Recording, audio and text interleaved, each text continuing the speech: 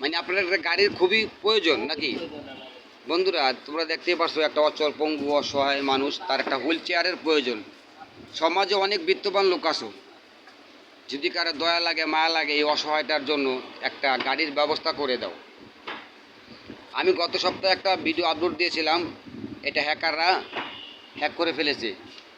ওই ভিডিওটা ঠিকমতো প্রচার করতে পারি না। দেখো বন্ধুরা, তার গাড়িটা দেখো, তার গাড়িটা একদম ভাঙা। দেখো বন্ধুরা, খুবই একদম অসহায় মানুষ, কি আর বলবো তোমাদের।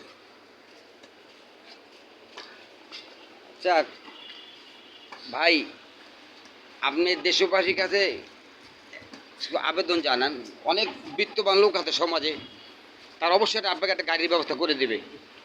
আপনি বলেন আপনার চাহিদা কি, আপনার কষ্টটা কি? কষ্টটা শুধু একটা গাড়ি, গাড়ির উপরে আমার জীবন, গাড়ি আমার জীবন, গাড়ি আমার বাড়ি, গাড়ি আমার সব কিছু, গাড়ির উপরে আমি নির্ভর করি।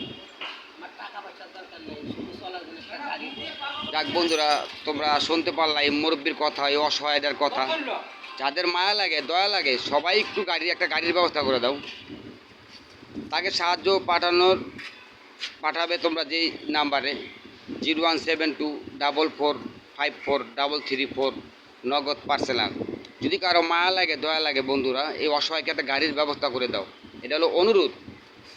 অসহায়ের মানুষের মনের কষ্টটা তোমরা বোঝার চেষ্টা করো। অনেক বিত্তবান আছো, সাহায্য সহযোগিতা করার লোক পাও না, অথচ এরা সাহায্য পায় না। দেখো বন্ধুরা, যদি কারো মায়া লাগে দয়া লাগে একটা গাড়ির ব্যবস্থা করে দিও এই অসহায়টাকে। ঠিক আছে, আপনিও আশা করি সবাই তো মানুষ, মনুষ্যত্ব বোধ আছে, ইনশাল্লাহ আপনার একটা ব্যবস্থা, আল্লাহ একটা ভালো একটা ব্যবস্থা করে দেবে। এই দুয়ায় রাখি। সবাইকে আসসালামু আলাইকুম।